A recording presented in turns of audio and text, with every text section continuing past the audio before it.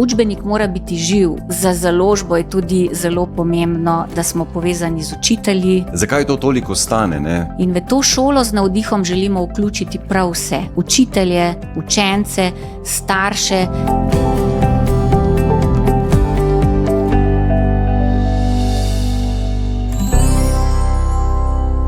Dobrodošli v novem podcastu Šola z navdihom, ki ga ustvarjamo na založbi Rokus Klet. Sem Boštjan Romih in verjamem, da je šola prostor navdiha, ustvarjanja skupne prihodnosti. In v podcastu se bom pogovarjal z zanimivimi sogovorniki iz zelo različnih strok. Pogovarjali se bomo o vzgoji, izobraževanju, o odnosih, o motivaciji, o zdravju in dobrem počutju tako učencev kot učiteljev in seveda staršev. Zelo sem vesel, da lahko kot prvo sogovornico danes gostim gospo Marušo Dejak, direktorico založbe Rokus Klet. Je izkušena vodja, ki verjame v pomen sodobnega izobraževanja, digitalnih rešitev in vizije šole, ki podpira tako učence kot učitelje. Maruša, pozdravljeni. Dober dan. Prvo vprašanje, kaj predstavlja začetek šolskega leta, teli prvi septemberski tedni za vas kot založbo? So to blazno naporni dnevi? Pravzaprav ne. V bistvu 1. september je za založbo Rokus nekakšen zaključek vsega dela, vsega napora, kar smo ga vlagali čez celo leto. To se pravi, da v tem trenutku, v zadnjih dneh avgusta, so še zadnje dobave v knjigarne naših učbenikov, delovnih zvezkov, ampak sicer pa za nas to ni nek pomemben čas. Mogoče potem od 1. septembra do zadnjega septembra je tudi neko pomembna vloga naših zastopnikov na terenu, kjer učiteljem pomagajo pri raznih težavah od tega, kako se pripravijo na uro, posebno takrat, kadar začenjajo z našimi novimi učbeniki. Sicer pa ja, zdaj je pri nas mirno in se že pripravljamo na novo, v bistvu na naslednje šolsko leto. Zanimivo.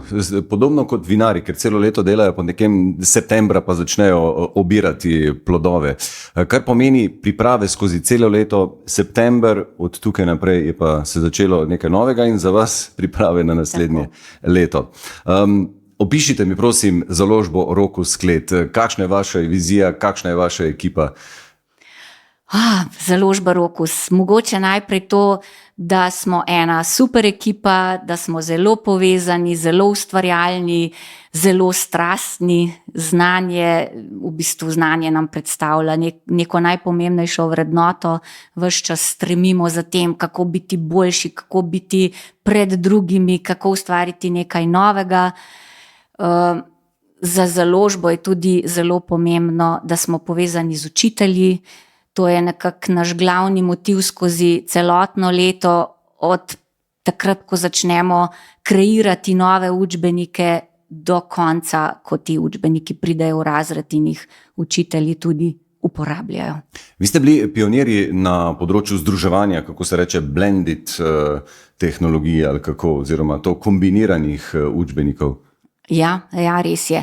Mi smo s temi kombiniranimi kompleti začeli v letu 2011 in sicer pobuda za to, kako smo s tem začeli, je bila predvsem zaradi tega, ker smo začeli že zelo zgodaj razvijati digitalna gradiva in tudi zelo kmalu smo ugotovili, da digitalna gradiva 100% mesta v razredih še dolgo ne bodo dobila. Seveda smo se tudi zgledovali po izkušnjah iz tujine in v tujini so že uporabljali ta kombiniran način poučevanja in seveda učenja in tako so nastala prva kombinirana gradiva, najprej za prvo triletje, hkrati pravzaprav tudi za naravoslovne predmete in pa potem tako dalje in danes imamo prav vsa gradiva že v tej kombinirani obliki, tako ali drugače. Maruša, kaj bi rekli, da so glavni miti glede izobraževalnega gradiva, glede učbenikov, delovnih zvezkov, pa da jih malo razbijeva, ne? Ja, tisti negativni miti so, ki se na žalost v zadnjem času vedno bolj pojavljajo, so, da mogoče učbeniki in delovni zvezki v razredu sploh niso potrebni, da bi učitelji morali sami poučevati brez gradiv oziroma da bi morali sami pripravljati delovne liste.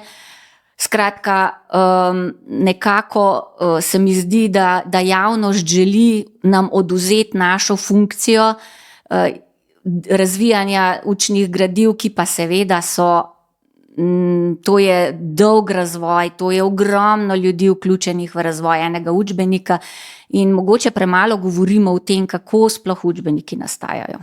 Super, to je dobra iztočnica. Kako nastane en učbenik? Kdo ga napiše, kdo da idejo, kdo prinese, evo, jaz imam učbenik in potem vi izdate, kako? Ja, ni tako enostavno. Včasih je mogoče bilo tako, zdaj pa ni več tako. Vsak razvoj učbenika se začne z raziskavo. Se pravi, smo se tudi založniki približali drugim strokam, ki ničesar ne delajo na pamet. Se pravi, najprej je potrebno ugotoviti, kateri učbeniki so sploh potrebni. Moderno se temu reče, da je to kvantitativna analiza, potem kvalitativna analiza, se pravi, da primerjamo obstoječe učbenike med sabo in se pogovarjamo o tem, kaj jim primanjkuje, kaj bi lahko naredili bolje. In na osnovi tega začnemo postavljati koncepte. Koncepte pa vedno postavljamo skupaj z učitelji na fokusnih skupinah in potem tudi, ko avtorji začnejo pisati učbenike, vsako poglavje pogledajo učitelji, evalvirajo, komentirajo. Skratka, za vsakim učbenikom je ogromno dela.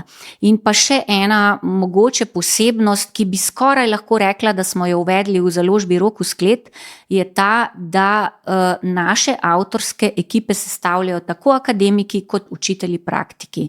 Se pravi, če je, ne vem, pred 30 leti ali mogoče še dalj, so bili avtorji predvsem akademiki stroke, smo mi potem počasi začeli uvajati sisteme, da smo pridružili ekipi tudi učitelje praktike in to je nastala neverjetna kombinacija strokovnjakov in praktikov, zato so učbeniki danes tudi tako kakovostni in nekako je to postala praksa v Sloveniji med vsemi založniki. Da kombiniramo in akademike in učitelje praktike in pa da vse, kar se napiše, tudi stestiramo v razredu.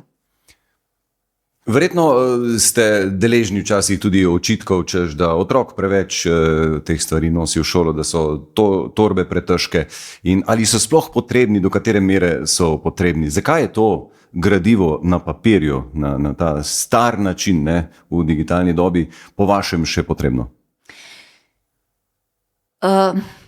Tukaj je ena velika dilema, posebno v slovenskem prostoru. Skratka, ne smemo pozabiti, da so v slovenskem prostoru učbeniki v učbeniških skladih.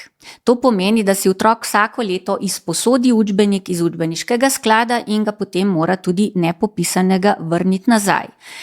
S tem imamo pa problema, ker učbeniki postajajo nekako neživljenjski. Otroci se zelo redko poslužujejo učenja iz učbenika, otroci so navajeni učiti se iz svojih zvezkov, iz svojih zapiskov in to je narobe. Po mojem mnenju je to narobe, ker učbenik mora biti živ, v učbenik je treba podčrtavati, si izpisovati, delati svoje lastne zapiske, izpiske, kakorkoli že in se mi zdi, da tiskan učbenik, če bi bil v lasti učencev, otrok, bi lahko imel veliko večjo vrednost, saj pripomore do tega bralnega razumevanja, kar je danes tema, da je to šibka stran naših učencev in pa seveda tudi to, da se učenec nauči učiti, ker na fakulteti potem, ko pride, ni drugega kot bogata, zelo obsežna gradiva, ki jih more študirati, pregledovati, si prepisovati, podpisovati in izpisovati. Kakšno besedo imajo tukaj starši? Imajo kakšno? So tudi oni deležni pri ustvarjanju učnih gradiv? Starši, kar se samih učbenikov tiče, nimajo nobene besede, imajo pa besedo pri izboru delovnih zvezkov, oziroma pravzaprav ne pri izboru, ampak pri potrjevanju zneska. Tukaj je pa spet naslednja dilema. Nekako splošna javnost v Sloveniji je zelo usmerjena proti delovnim zvezkom, da otroci morajo sami pisati v svoje zvezke, prepisovati iz table, pisati po nareku, kar pa seveda pomeni slaba stran tega je, da nekateri otroci se iz svojih zapiskov težko učijo. Vemo zakaj, ker otroci ne pišejo več lepo. To je ena stvar, druga stvar je pa tudi ta, da med tisti čas, dragoceni čas, ko otroci prepisujejo iz table, bi lahko bil uporabljen za to, da otroci ponavljajo in utrjujejo snov. Ja, starši sicer mislim, da ne vplivajo veliko na sami zbor, ampak je pa to nekak neviden pritisk na učitelje, da se potem težje odločijo za uporabo delovnega zvezka ali ne. Nekako se mi zdi, da učitelji danes, pa ne samo v slovenskem prostoru, so nekako izgubili svojo avtonomijo, mogoče celo avtoriteto in zelo s težkim srcem predlagajo nekaj, v kar niso res 1000% prepričani. In potem pridemo seveda do tega pomisleka, ki je gotovo, ste ga že velikokrat slišali, in sicer, zakaj to toliko stane, ne? Po eni strani se govori, šola je brezplačna, po drugi strani pa vsak september nas to nekoliko staršev udari ali pa kar pošteno udari po žepu. Ja, to je vse res, ampak spet bom rekla, morali bi se vprašati, kako razmišljajo Slovenci, ali je vrednota znanje ali ni. Zakaj se ne pogovarjamo o tem, vsak september kupimo otroku, ne vem, superge za 150 €, telefon, drag nahrbtnik, 70 €, toliko, kolikor je neka povprečna vrednost za delovne zvezke, to je pa problem. O tem se pa piše. Veliko v medijih, da je to problem, tako da mislim, da to ni prava smer razmišljanja. Ker če pogledamo še drugo stran, te zvezki, v katere otroci pišejo in prepisujejo stable, so tudi polepljeni z delovnimi listi. Kako ti delovni listi nastanejo? Prepisujejo se, prekopirajo se iz delovnih zvezkov in pa v bistvu zvezek je kot neke vrste solata, bi jaz temu rekla. Tako da mislim, da to ni pravo gradivo, pa tudi fotokopije stanejo. Delovni zvezek je cenejši od fotokopij, sigurno, in za delovnim zvezkom stoji strokovna ekipa, avtorji so strokovnjaki na tem področju, vsaka zadeva je premišljena, vsebina je res premišljena in preverjena, tako da sigurno je boljša odločitev delovni zvezek, kot pa delovni listi v zvezku. Če se čist malo vrnem nazaj, kako učna gradiva nastanejo, kaj pa je ena taka, bi rekel, tipična porodna doba za eno kvalitetno učno gradivo, ali pa če gremo na učbenike ali pa na delovne zvezke? Običajno kar leto pa pol do 2 leti. Aha. In fokusne skupine ste omenjali. Kaj točno to pomeni? To pomeni, da pokličemo, povabimo učitelje za določen predmet, za tisti predmet, za katerega delamo učbenik, in skupaj postavljamo koncepte, se pogovarjamo o najboljšem možnem konceptu, najboljši možni didaktični obliki za poučevanje in za uporabo v razredu. Se pravi, če gremo nekako po korakih, prva polovica leta je sigurno namenjena raziskavam in v to obdobje raziskav so vključene tudi te fokusne skupine. Se pravi, če najprej delamo neko splošno analizo med vsemi učitelji, ali je sploh potrebno novo gradivo in zakaj je potrebno, ker so gradiva že zastarela ali pomanjkljiva, in potem gremo dalje, ko se postavljajo koncepti, pri tem sodelujejo uredniki, se pogovarjajo z učitelji. V današnjem obdobju delamo že en korak naprej, sprašujemo tudi starše in učence, tudi kako njim nek koncept ustreza, tako da potem pa avtorske ekipe začnejo pisati te učbenike, delovne zvezke, skratka učna gradiva, in potem se zopet po vsakem poglavju se ta gradiva evalvirajo med učitelji in zopet dobimo nazaj pripombe, kaj je v redu, kaj ni v redu, so ilustracije v redu, je tipografija v redu, so razmiki dovolj dobri, so stavki primerni za starostno skupino. To je tudi neka tema, ki jo zelo upoštevamo, ali smo res naredili gradivo primerno za določeno starostno skupino, zato so vključeni in didaktiki za nižje starostne skupine, tudi razvojni psihologi. Skratka, za enim gradivom je velika ekipa ljudi. Koliko ima potem učitelj proste roke, ko izbira, na kak način bo poučeval svoj predmet? Učitelj se običajno mora uskladiti z aktivom. Se pravi, če je, ne vem, v aktivu matematikov 5 učiteljev, se učitelji uskladijo za eno gradivo. To pa pomeni, da založbe pridejo, predstavijo gradiva za matematiko, potem imajo oni neko delovno skupino, pregledajo vsa gradiva in se odločijo za tistega, ki jim je najbolj blizu. Kar se tiče učnih ciljev, tam ni odstopanj. Ne. Vsi učbeniki, vsa gradiva so narejena po kurikulumu, po učnem načrtu, potem se pa med sabo razlikujejo po pristopih poučevanja, po oblikovanju, po različnih pristopih, kako motiviraš učence, kako utrjuješ znanje z njimi, kako jim predstavljaš zanimivosti in tako naprej. Koliko pa se zdaj v praksi kombinirajo klasična papirnata gradiva pa digitalna? Pri poučevanju bi lahko rekla, da pri vseh predmetih učitelji kombinirajo. Predvsem digitalna gradiva največ uporabljajo kot predstavitveno gradivo, tako da pač je učencem lažje pri spremljanju, usvajanju nove snovi, medtem ko opažamo, da doma za domačo rabo pa otroci še vedno uporabljajo tiskana gradiva, ne toliko digitalna. In potem sva seveda samo še korak do naslednje teme, in sicer do uporabe umetne inteligence. Velik odstotek slovenskih učencev jo uporablja, nekje nad 60% so bili nedavno tega podatki. Presenetljivo majhen odstotek misli, da da dejansko zanesljive odgovore, ampak kako vidite v luči vsega tega prihodnost izobraževanja oziroma prihodnost učnih gradiv? Mislim, da je lahko umetna inteligenca zelo dobro orodje tudi pri nastajanju novih učnih gradiv.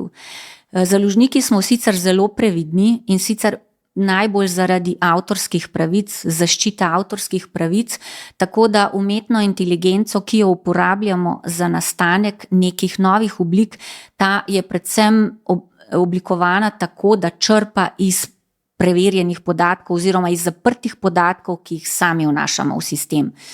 Se pravi, primer, če bi želeli narediti, bom rekla, za zgodovino neko novo gradivo, bi vso vsebino, ki že trenutno obstaja v naših gradivih, postavili kot bazo za ustvarjanje neke nove vsebine. Če bi želeli, na primer, neko novo obliko gradiva ustvariti na osnovi naših obstoječih gradiv, nikoli si ne dovolimo, da bi odprli, da bi si z odprto umetno inteligenco, da bi uporabljali vsebino za neka nova gradiva. Aha. Koliko časa pa mislite, da bo klasični papir potem preživel? Koliko časa ga bomo še imeli v šolskih klopeh? Mislim, da še kar dolgo. Ja? Mislite, da je to dobro? So kakšne raziskave zunaj, da je to še vedno dobro, da je pisanje z roko, grafomotorika še vedno nujna za razvoj možganov? So raziskave. Tako da sigurno za bralno razumevanje je papir, pisanje, grafomotorika. Grafomotorika je pomembna tudi ne samo za pisanje in bralno razumevanje, ampak tudi za razvoj drugih sposobnosti in drugih veščin. Prisotnost telefonov in računalnikov nasploh v šoli oziroma pri pouku. Kje ste tukaj? Sej poznate polemiko izpred nekaj časa. V bistvu smo veseli, ker je ta nov zakon podpira svobodo na tem področju, da se učitelj lahko sam odloči, in tudi mi podpiramo. Tisti učitelji, katerim je to dobro orodje, naj bo to računalnik ali telefon, naj to uporabljajo, ker so sigurno motivirani za to, da dosežejo s temi orodji svoje cilje oziroma še boljše rezultate. Tisti, ki se počutijo ogrožene zaradi tega, oziroma če bi jim rekli, da morajo uporabljati, pa so za to nesigurni, absolutno je bolje, da ne uporabljajo tehnologije. Dotakniva se, prosim, novih učnih načrtov. Kaj moramo sploh v osnovi tukaj razložiti in kaj so potem te novi učni načrti, da malo pademo v to, kakšen je proces? V prihodnost. Ja, novi učni načrti so zanimivi in mislim, da bojo prinesli veliko dodano vrednost za učence. Sicer so sami učni cilji, predmetni cilji, osnovni cilji ostali skoraj enaki, kot so bili pri večini predmetov. Uvaja pa nov učni načrt splošne cilje. Te splošni cilji pa zajemajo od digitalne do finančne pismenosti, trajnostno in kreativno razmišljanje, zdravje in dobro počutje, zelo spodbujajo podjetništvo, raziskovanje in opazovanje. To je kar pomembna tema novih učnih načrtov, tako da praktično pri vsaki temi se učence spodbuja k temu, da sami predhodno pridejo do nekega mnenja oziroma do nekega spoznanja, preden to znanje utrdijo. Je pa res, da so te splošni cilji vključeni v učne načrte različno. Se pravi, otrok naprimer v 6. razredu bo nekako pri vseh predmetih te cilje usvojil, pa lahko rečemo, ne vem, da je finančne pismenosti več pri matematiki, seveda pri naravoslovju trajnost in tako naprej. Ampak vse splošno, se pravi, pod črto v 6. razredu bo otrok na nekem nivoju, te splošne učne cilje usvojil in potem v 7. in tako naprej. Tako da tudi mi že intenzivno delamo. Prav v zdajšnjem obdobju, prej sem omenila, da se pripravljamo že na šolsko leto 26-27. Ja, naše uredniške ekipe že delajo na gradivih po novih učnih načrtih. Maruša, kaj pa menite o tistih pripravah za učitelje? Ja, priprave za učitelje so pa kar sporna tema v našem šolskem prostoru. Priprave bi učitelji morali delati sami. To nekako je od njih se pričakuje, ker pač to je povezano tudi s procesom, kako poučujejo, kako didaktično izpeljajo učno uro. In ravnatelji oziroma vodstvo šol in pa ministrstvo je zelo proti temu, da mi založniki delamo oziroma pripravljamo priprave za učitelje. Naše mnenje je pa tako, vsaka nova stvar oziroma skoraj predmet, vsak nov sesalec dobi zraven navodila za delo. Tudi vsaka zdravila imajo priložena navodila za delo. In tudi mi nekako s temi pripravami naredimo navodila za uporabo naših učnih gradiv. Idealno bi bilo, da bi učitelji naše priprave uporabljali samo prvo leto poučevanja, da se nekako navadijo na novo gradivo, v naslednjih letih bi pa te priprave delali sami. Jaz osebno verjamem, da to tudi počnejo. Tudi za mlade učitelje, ki pridejo s fakultete, so priprave zelo pomembne in zelo dragocene, ker lažje izpeljajo pouk. Teoretično bi pa zadeva morala teči tako, da založniki pripravljamo učna gradiva, učitelji pa učne priprave, in kombinacija učnih priprav, ki jih na osnovi naših učnih gradiv pripravljajo učitelji sami, to je potem tisti idealen pouk. V medijih se pojavlja številka, da naj bi bilo približno 6000 učiteljev v Sloveniji premalo. In zdaj, kako še tistim, ki pa so, še nudite z vaše strani podporo? Ja, mogoče bi se zdaj kar dotaknila teh priprav. Ja, 6000 učiteljev in strokovnih delavcev trenutno primanjkuje v Sloveniji. To je velika številka in poslušamo zgodbe iz šol, da na kakšni šoli, naprimer, sploh nimajo slovenista in si morajo te ure razdeliti ostali učitelji in pač nadomeščajo. In tudi v teh primerih so priprave zelo koristne in pomagajo tem učiteljem, ki nadomeščajo, da lažje izpeljajo uro. Sicer pa pomagamo učiteljem na različne načine. Vsako novo gradivo jim predstavimo tudi osebno. Predstavimo naprimer učiteljskemu aktivu, predstavimo nova gradiva preko seminarjev, se pravi, organiziramo regijski seminar in pridajo tudi avtorji na seminar in predstavijo, kaj so si oni zamislili, kako so si zamislili koncept. Včasih tudi učitelji praktiki, kako uporabljajo ta gradiva. Poleg tega imamo tudi večje dogodke, naprimer akademije za prvo triado oziroma za razredni pouk za prvo triado, to je Lili in Bine in novi prijatelji, imamo tudi akademije za radovednih 5, potem imamo različne seminarje in pa vsako leto organiziramo tudi konferenco, to je pa mednarodna konferenca z zanimivimi tujimi predavatelji, moč digitalnega poučevanja. In prav s to konferenco želimo učitelje vzpodbujati k večji uporabi digitalnih gradiv, k večji inovativnosti na tem področju. Kako jim še pomagamo? Delamo razne novičnike.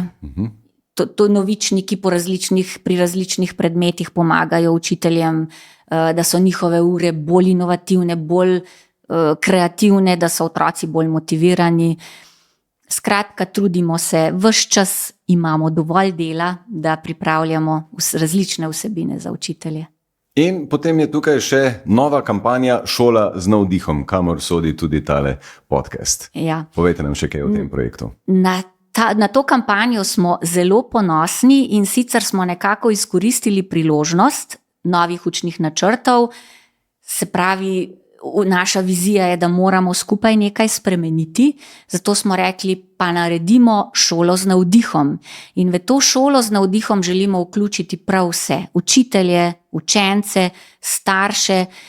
Po eni strani jim želimo pomagati, da se bodo lažje spopadli z novimi učnimi načrti, po drugi strani jih želimo tudi vključiti, da nam pomagajo pripraviti še boljša gradiva.